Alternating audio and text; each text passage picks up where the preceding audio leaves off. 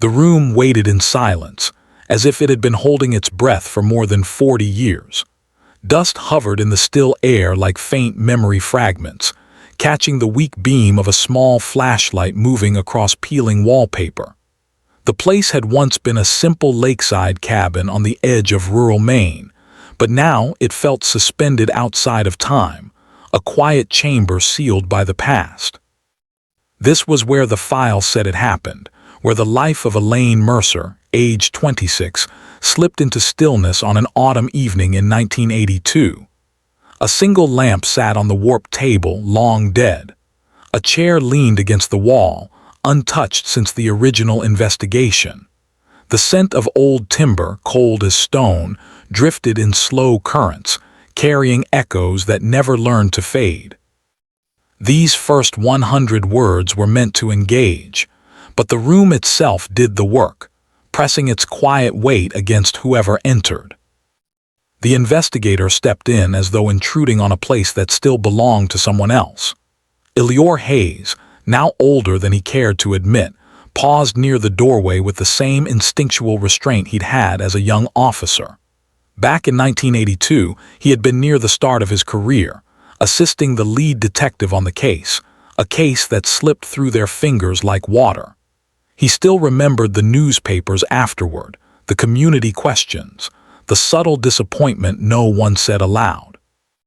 He had left the cabin then with the difficult belief that the truth was just beyond reach, hidden in one of the shadows they hadn't learned to read. Now he stood here again, older, quieter, feeling the room press its silence into him. This time there was no active search team, no loud radios, no urgent footsteps. Only a man returning to the place that had followed him for decades. Alaine Mercer had been found near the center of the room, lying close to the table.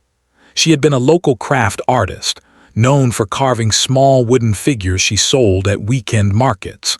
People remembered her smile, the soft tone of her voice, the way she always paused before speaking as if measuring her words.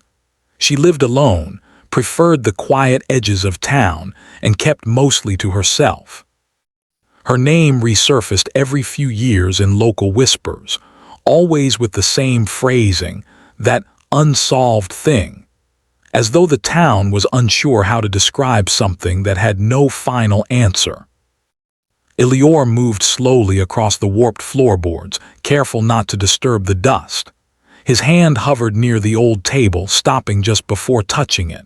Something about the surface carried the ghost of his earlier self, the one who stood here in 1982, uncertain yet determined.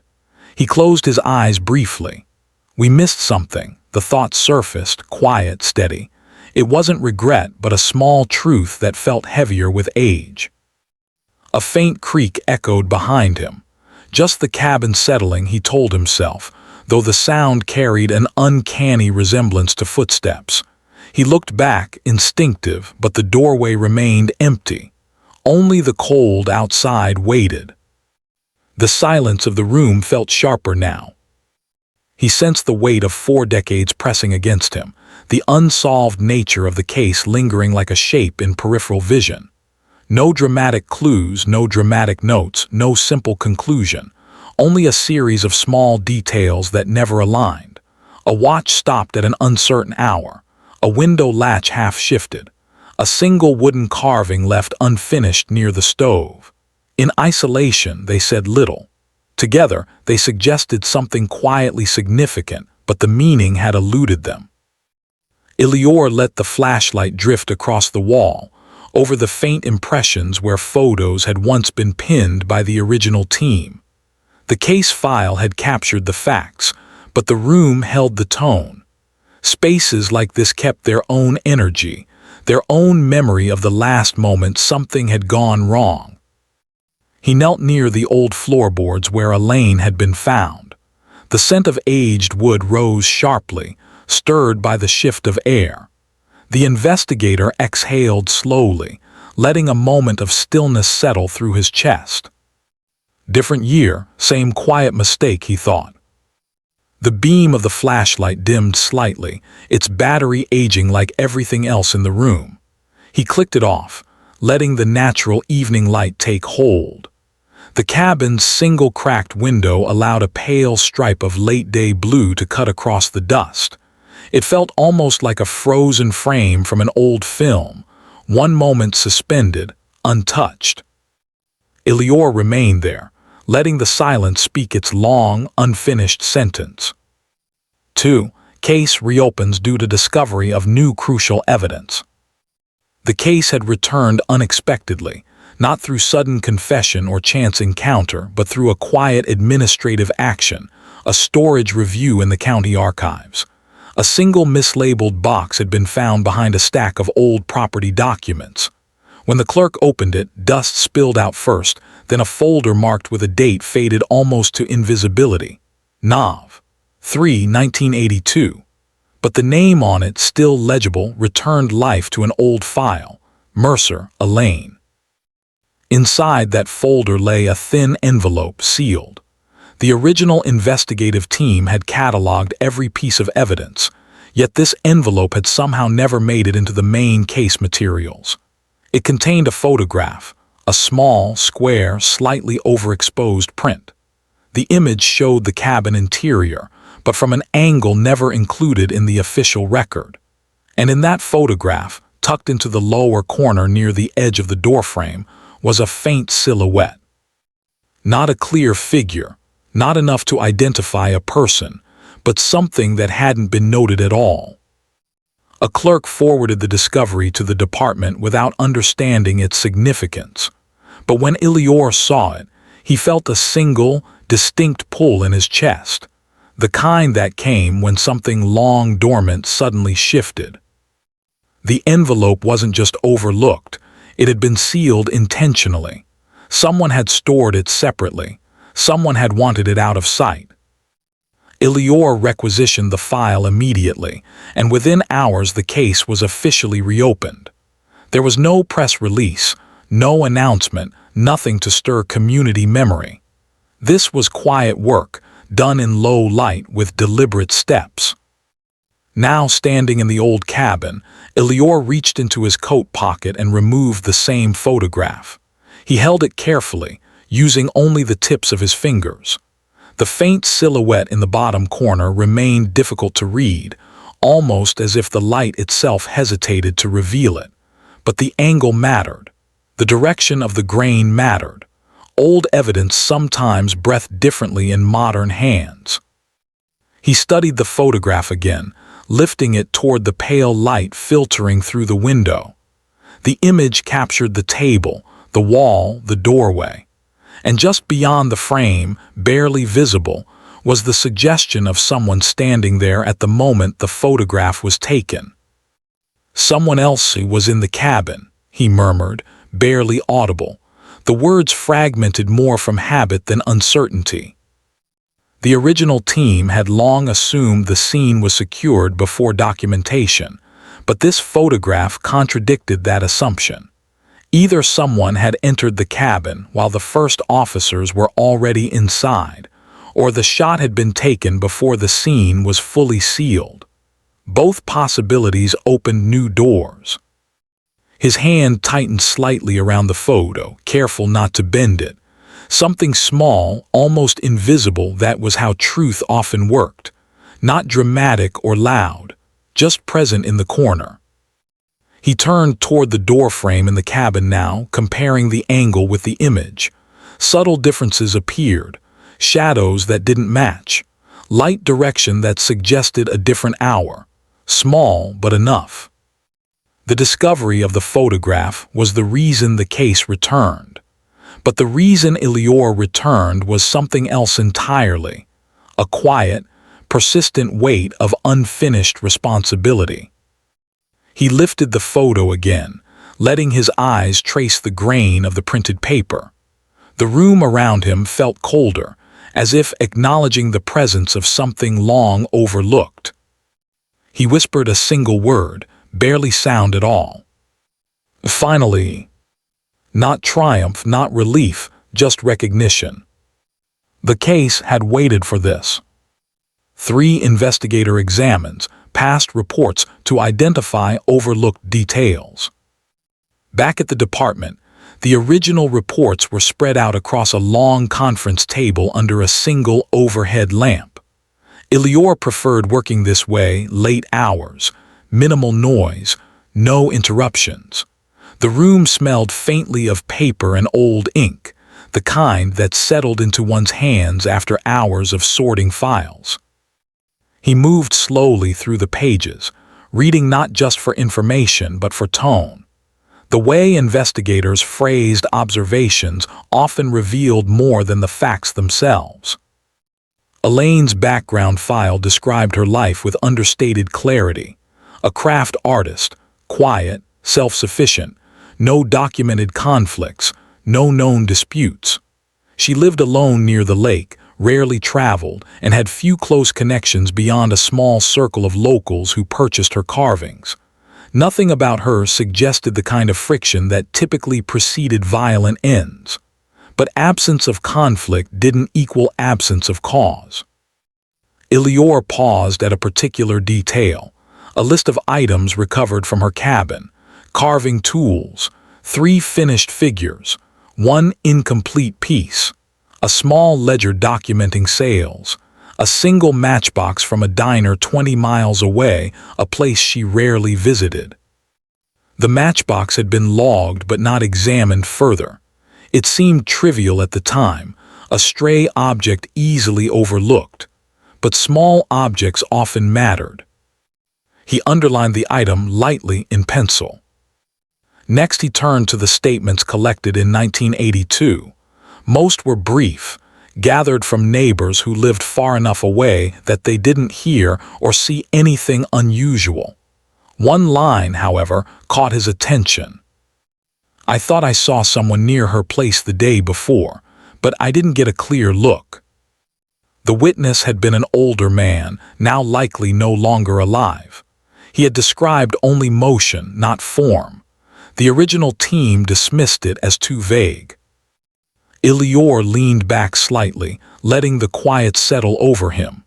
The photograph, the matchbox, the vague remark, they weren't connected yet, but they created a faint outline of something. He reached for the old evidence log again. One detail repeated itself in multiple reports: the wooden carving Alaine left unfinished. It depicted a simple figure, small, delicate, missing one arm. The significance had never been determined. He closed the folder softly. The weight of overlooked traces pressed against him again, steady, patient. These weren't dramatic clues. They were quiet, subtle, the kind that required deliberate attention. He touched the edge of the photograph once more before sliding it into the center of the table. The faint silhouette in the corner waited, frozen in time. Elior whispered a small, hesitant phrase, almost a thought aloud. "We missed the wrong thing." The room answered with silence, but this time it felt like agreement. Morning arrived without sound.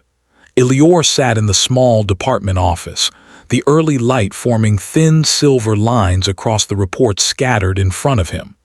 He lifted the coffee cup, now cooled to a mild bitterness, and set it aside without drinking. The case was no longer a still archive file. It had grown shape again, the edges sharpening as more forgotten threads surfaced. He opened a blank notebook, fresh pages, quiet space, and began listing potential names.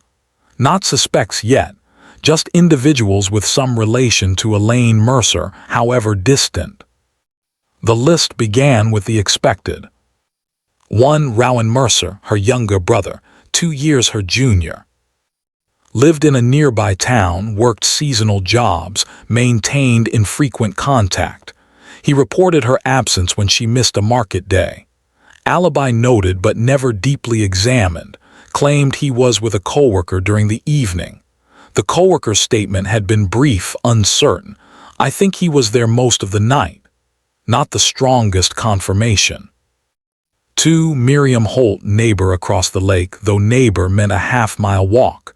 Known to exchange craft supplies with Alaine on occasion. She provided pastries once a month and once purchased a carved figure. Her statement said she hadn't seen anything unusual. Alibi, at home, reading.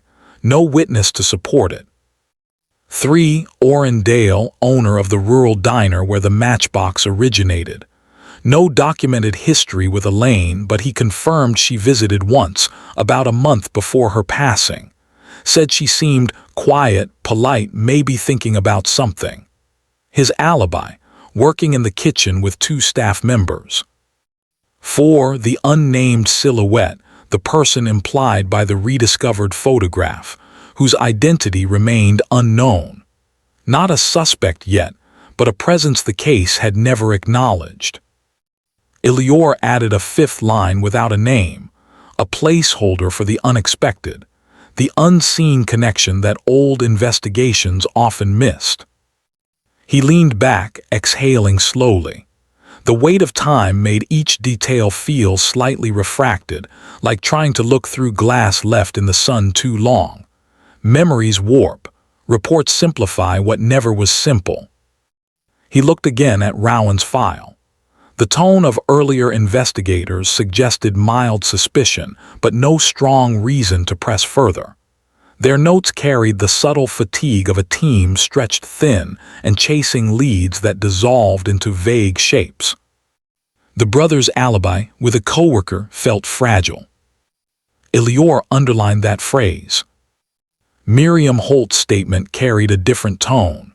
She had written several lines about Elaine's nature, her quiet habits, the way she sometimes carved late into the night. Something about the phrasing felt careful, maybe too careful, as though she wanted to emphasize her distance while explaining her familiarity. He wrote in the margin, "Over-explains familiarity." Orrin Dale was the opposite, minimal detail, straightforward, almost too brief. But brief didn't mean dishonest. Some people simply offered only what they believed mattered. Elior's pen tapped lightly on the page. Then he turned to the recently discovered photograph again. The faint silhouette stood at an angle near the doorframe. The position suggested the person wasn't an investigator, wrong height, wrong posture, and the photo had been taken before the scene was entirely processed. Someone had returned, or someone had never left. The possibility drifted like cold air through the room. He stood, stretched the stiffness from his shoulders, and began imagining the cabin's layout again, where a person could stand unseen, where footsteps would be absorbed by soft floorboards. The silence of the cabin had always held more presence than noise. Who would return to a place like that? And why leave nothing except a faint shape on the edge of a photograph? He returned to the reports, moving through the pages with slow, deliberate care. He read not only the statements but the pauses between them, the empty spaces where questions hadn't been asked. Elior closed his eyes briefly, allowing the quiet to settle. The suspects, if they could be called that yet, formed a loose constellation, each with some connection, each with enough distance to maintain uncertainty. None of them had stood out in 1982. That was the problem. But this time the case had sharper edges. This time, silence held different meaning. 5. Clues emerged slowly, linking inconsistencies to emotional conflicts. It began with something small, a single sentence written in the margin of the old report by the original lead investigator. Elior found it buried near the end of a file, written in quick strokes. Unfinished carving, possibly linked to emotional tension. No explanation, no elaboration, as if the investigator planned to follow up but never did. Elior retrieved the photograph of the carving from the evidence archive. The small wooden figure lay on its side, missing an arm. The edges were clean but not smoothed. The grain showed signs of pressure applied unevenly, suggesting hesitance or distraction. He studied it as though it were a frozen moment. Craft artists like Alaine rarely left pieces unfinished. Each carving held part of their rhythm, part of their focus. An incomplete figure suggested a break in that rhythm, something that interrupted her. A visitor. A message. A moment of tension. He made notes. Carving interrupted. And not resumed. Possibly linked to visitor timing. Then he turned to the matchbox. The diner was far enough away that Elaine's visit wasn't routine. Why go there? Why once and not again? He called the diner, speaking to the current manager, who remembered older staff stories. People said she sat alone, the manager recalled quietly, kept looking at something in her hand. What was it? Elior asked. No one remembered, just that she didn't order food. He wrote that down, held something not identified. Then he turned to Alaine Mercer's file again.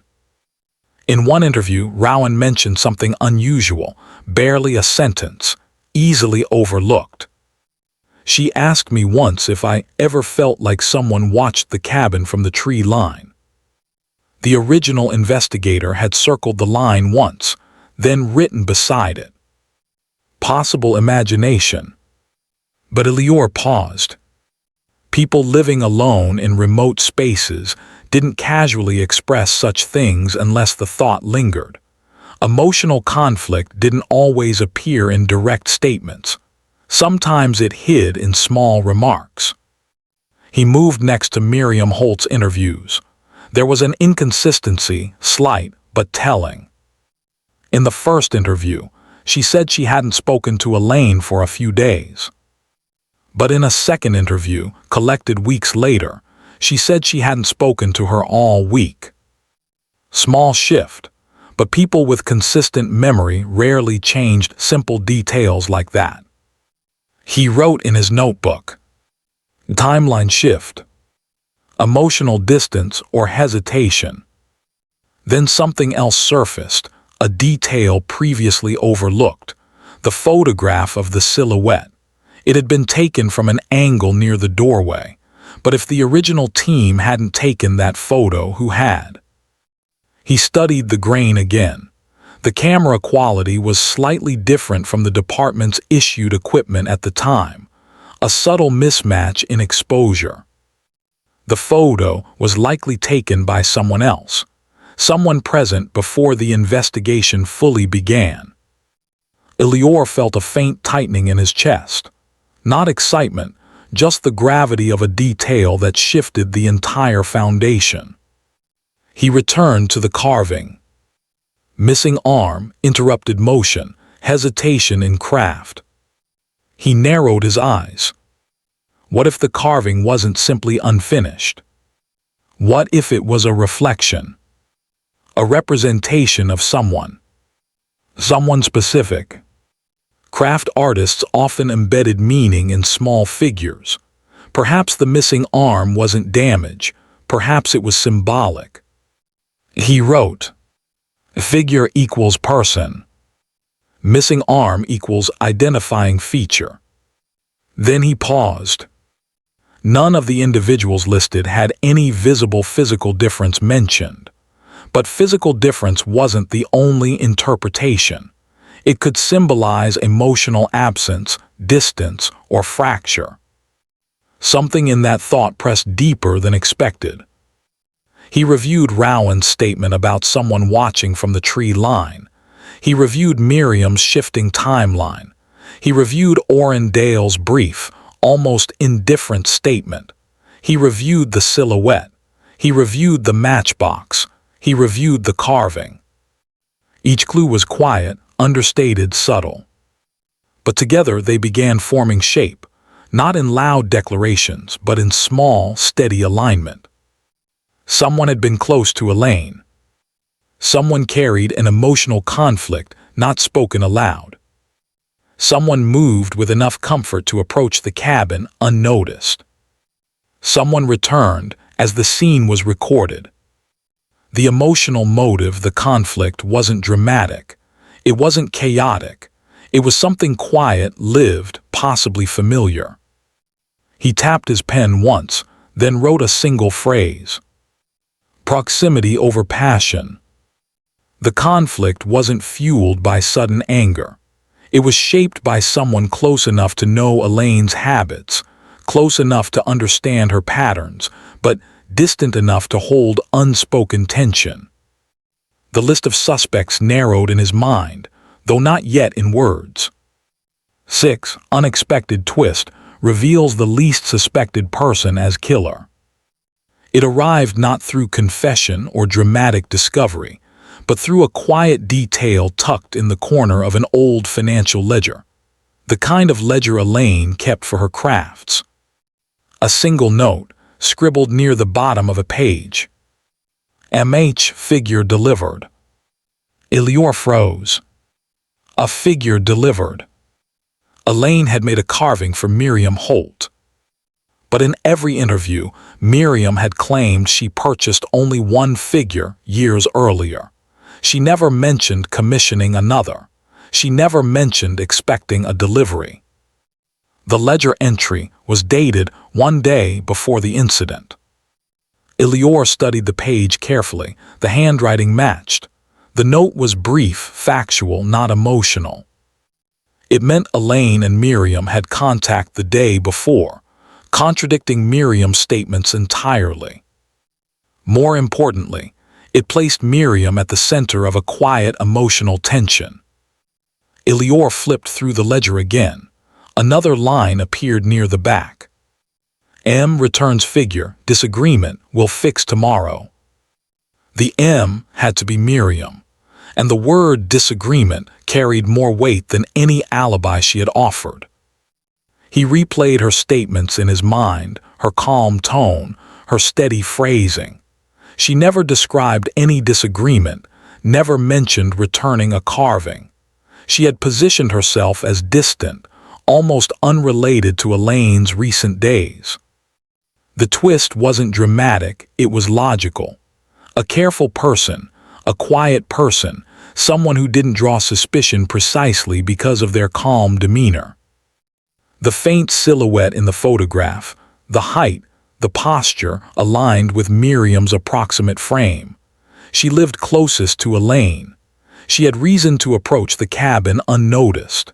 She had reason to return a carving quietly, possibly expecting a conversation that changed tone. Elior remembered the unfinished carving, the missing arm, the piece possibly representing an emotional fracture. He whispered softly, "It was her," but the office only answered with stillness. The least suspected person wasn't the distant brother or the diner owner. It wasn't a stranger in the woods. It was Miriam Holt, quiet, calm, measured Miriam. Her motive wasn't explosive. It was small, personal, built from unresolved tension around the carving she had returned. Something happened in that cabin, not chaos, not fury, but a shift in tone, a disagreement colder than sound. And afterward, she left only one thing behind. Her faint silhouette in the corner of a photograph she never realized existed. Evening settled over the department as though it had decided to linger, slow and deliberate. A muted orange glow touched the edges of the office windows before dissolving into quiet blue. Elior stood alone at the long table, the files arranged in a precise sequence that told the story the original investigation never managed to assemble. 40 years folded into a single arc, from the cabin's stillness to the ledger's understated line that carried more weight than any full-page report. The conclusion formed itself gradually, not through dramatic realization, but through the accumulation of small truths. Miriam Holt had been the least visible thread, woven so subtly through Alaine's life that initial investigators barely noted her presence at all. A neighbor, a distant acquaintance, someone who shared pastries, exchanged supplies, and lived her life with calm gestures that never stirred suspicion. Yet the ledger revealed something deeper, a commissioned carving, a delivery, a disagreement quiet enough that no one else heard, a figure returned, A conversation that must have carried tone more than words, something pressed between two people who rarely invited others into their private spaces. Elior laid out the evidence gently, as if the paper itself required careful handling. Ledger entries, timeline inconsistencies, the returned carving, the missing arm on the unfinished figure, the matchbox suggesting a moment of reflection away from home, the silhouette in the corner of the photograph, the unspoken emotional thread of two quiet individuals whose lives intersected in ways neither articulated openly.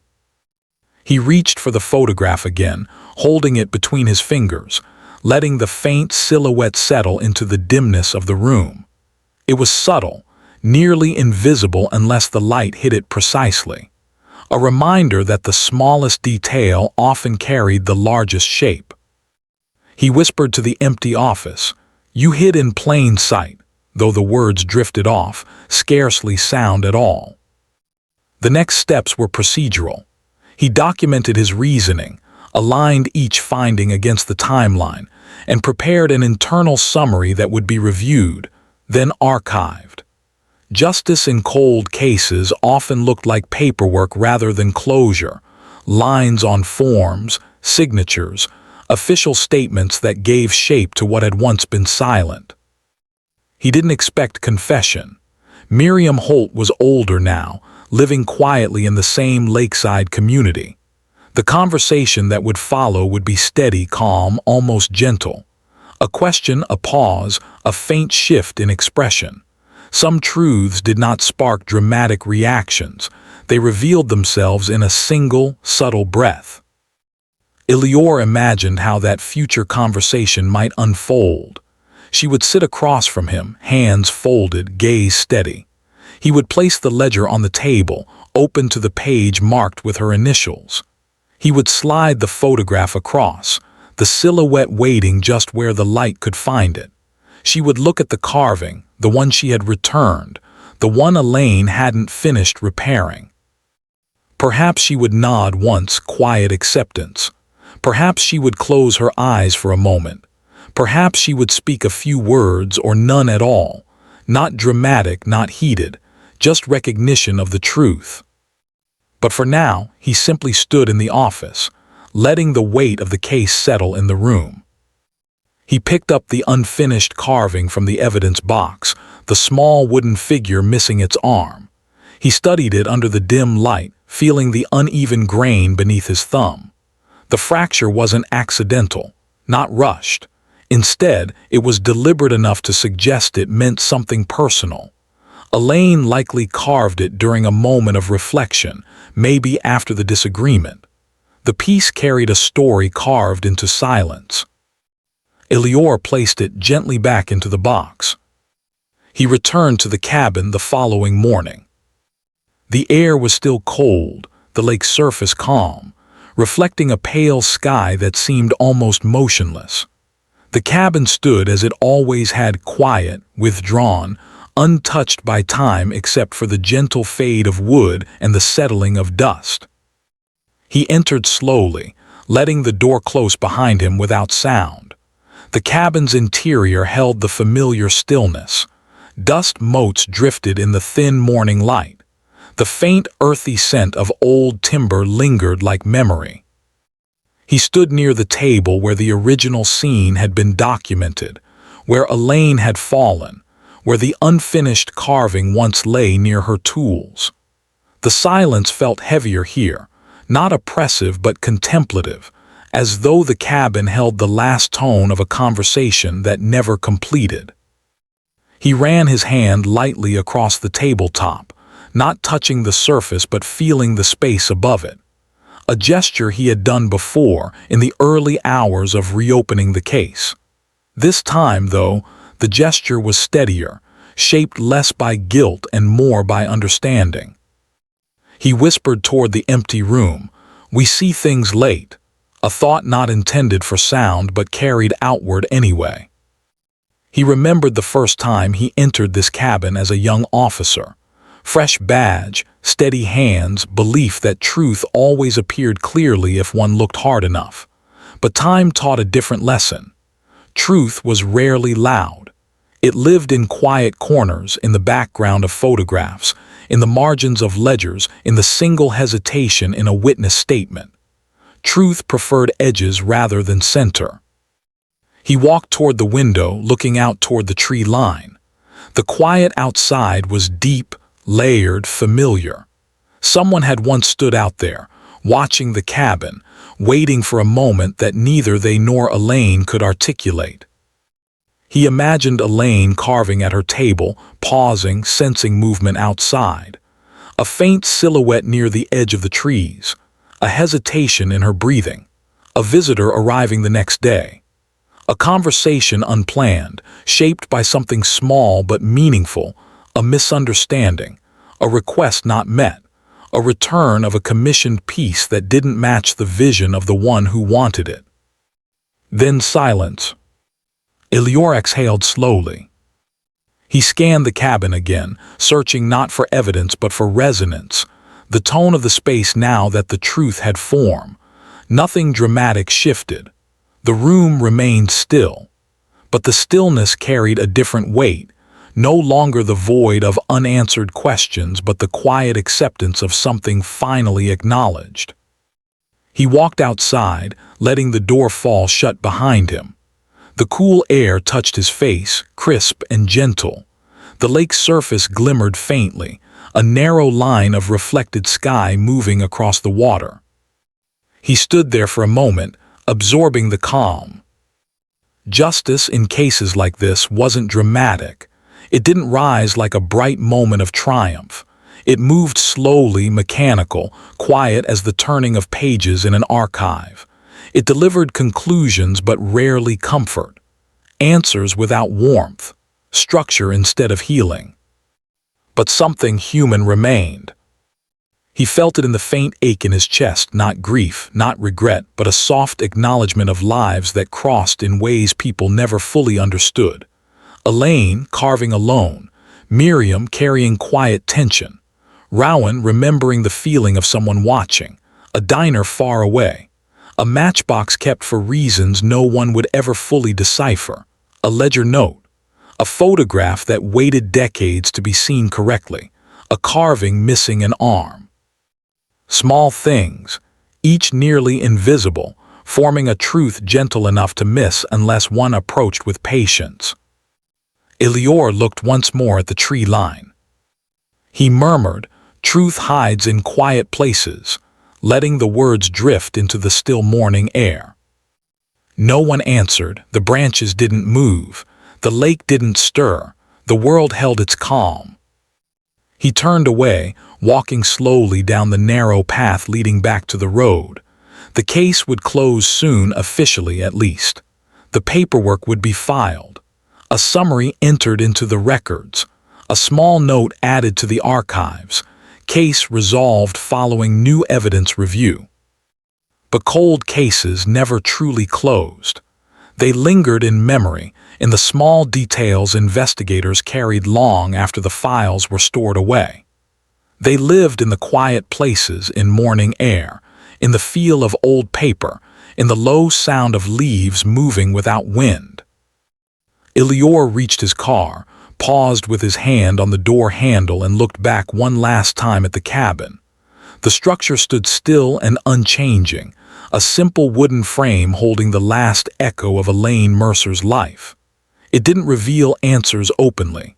It never had. It offered only stillness, and stillness required patience to understand. He nodded once toward the cabin, not farewell, not closure, just acknowledgement, then stepped into the car. As the engine started, a soft hum rose, steady, controlled. He pulled onto the narrow road, leaving the lake behind, though the quiet of the place followed him long after the cabin faded from view.